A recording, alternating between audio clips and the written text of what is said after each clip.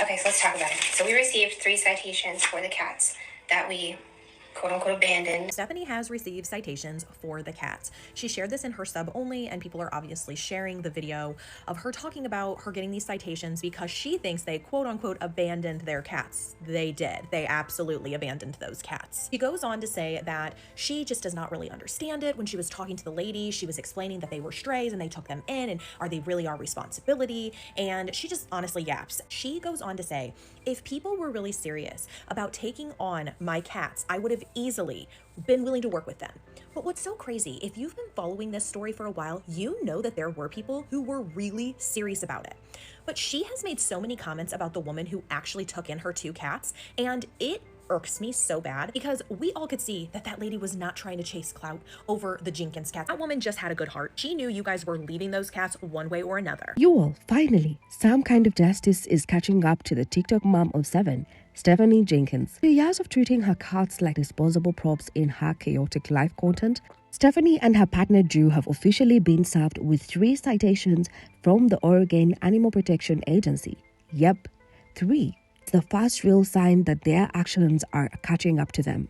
But, of course, in true Stephanie fashion, she's not owning up to it. Nope, she's online once again playing the victim. Let's get into the mess she created and how she's still trying to spin it. Stephanie kicked off her latest mess with a private video to her only subscribers. Yup, a video that wasn't even public, where she casually drops the bomb that she got 3 citations. I hope everyone is doing good today. I'm gonna try to get this done real quick before Drew gets back with the 2 older kids from school. My babies are both taking their nap.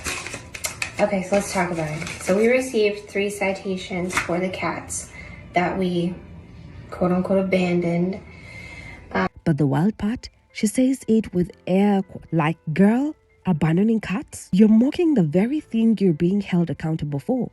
She says she literally talked to animal control before all of it happened. Like suddenly, she remembered this conversation after getting dragged online. So when I went and talked to the animal control lady, I kind of just ran this theory by her. A logical point of view, like, we don't have anything to do with these cats at this point. We can't find resources. The resources or the people who have reached out to me haven't been legitimate about it because, let's be honest, you weren't. I let her know, like, these are strays that we brought in and we took care of them to the best of our abilities. At this point, we just can't take them with us and we're letting them back out. Where was that energy when people were begging for answers about what happened to those cats? The timing feels real convenient, almost like she's scrambling to rewrite the narrative. Then she pivots and says the people who tried to help rehome the cats weren't genuine, that they only wanted the cats for clout. Clout? As if saving sick, abandoned animals is some influencer stunt. And instead of responsibly rehoming them, she's basically saying she had no choice but to leave them in the wild like some twisted Disney version of Homeward Bound. Another thing that I mentioned was that this community, this apartment complex, there's a ton of stray cats. There's a lot. And everybody in that apartment complex puts food out. We all just took our turns taking care of the cats out there. None of the cats out there were skinny, scrawny strays. You go in that apartment complex, look at all of them running around. They all look like they belong to someone, but they were all freaking strays.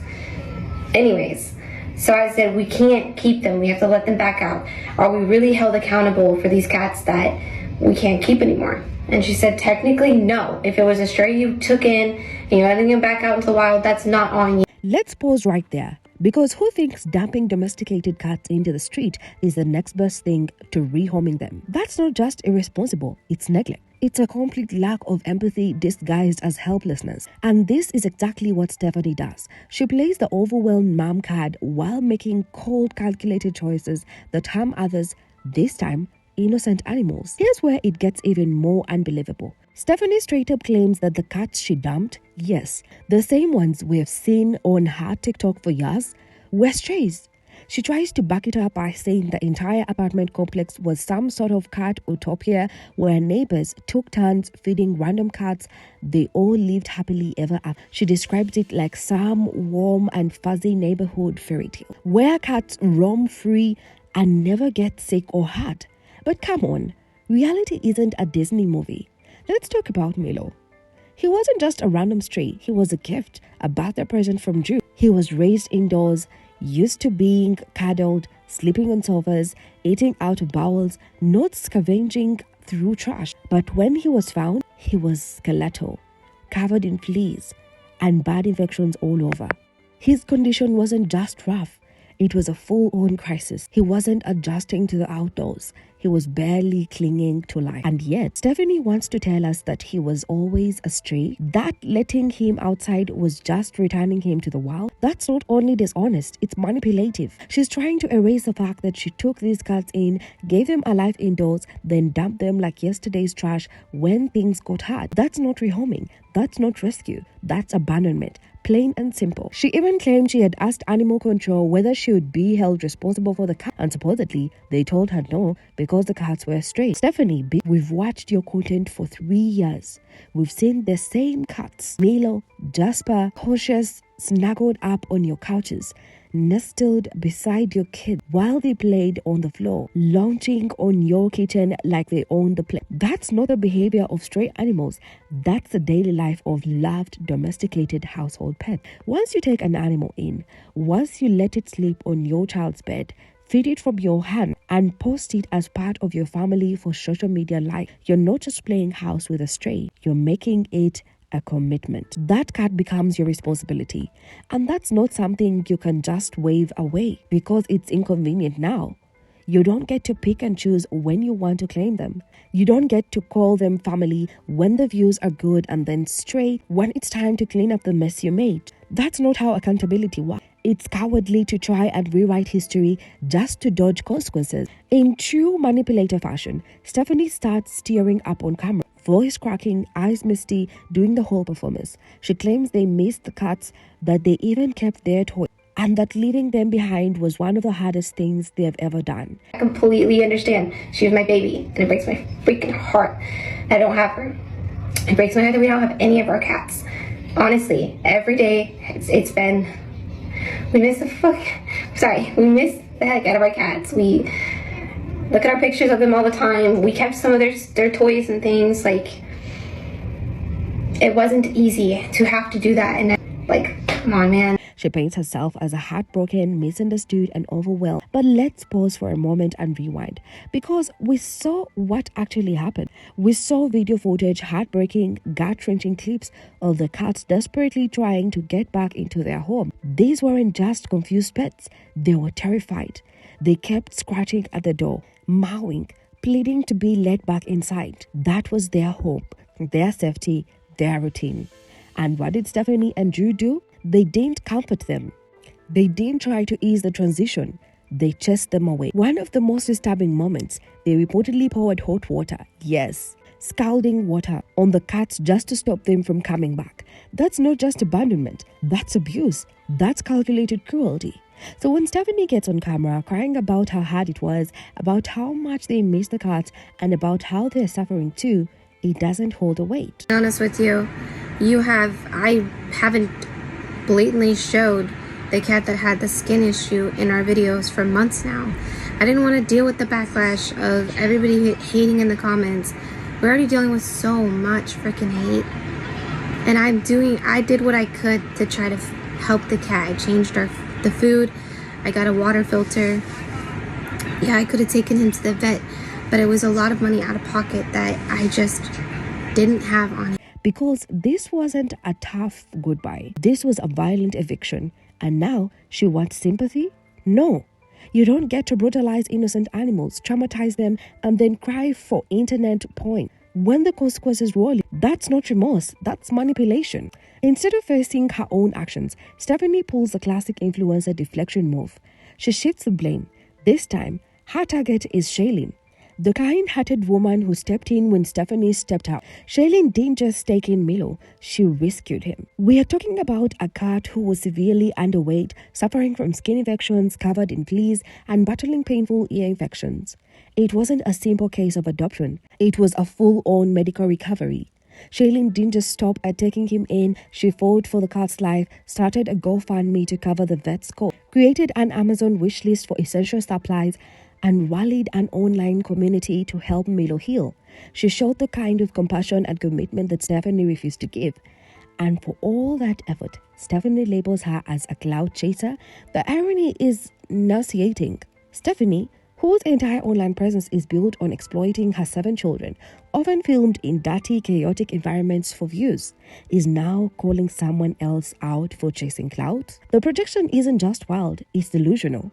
Instead of thanking someone for saving a life she tossed aside, Stephanie tries to smear her with accusations that feel more like a reflection of her own behavior than anything Shailene did. She captioned her video with this dramatic, drawn-out rant on Facebook, full of emotional language about how the Citations just broke their hearts. She went on and on about how unfair it felt, how much they missed the cats, and get this, how devastated they are that they can't have household pets for the next 2 years. But let's be real, 2 years? That's not even close to what they deserved.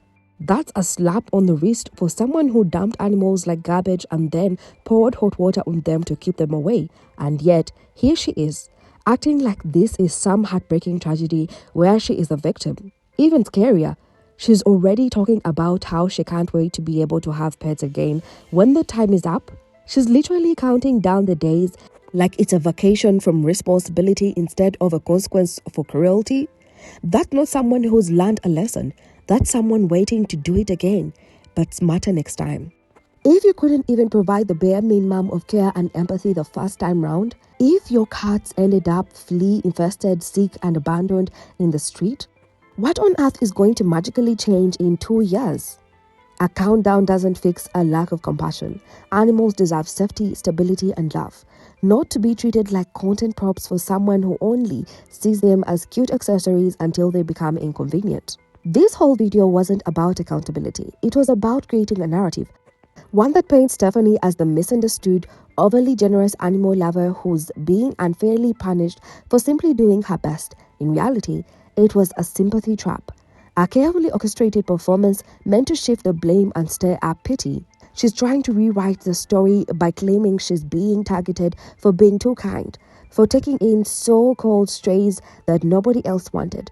But let's not sugarcoat it. Those cats were not strays. They were family pets. They lived inside. They had names. They were raised with her children. She gave them a home and then one day decided they weren't worth keeping.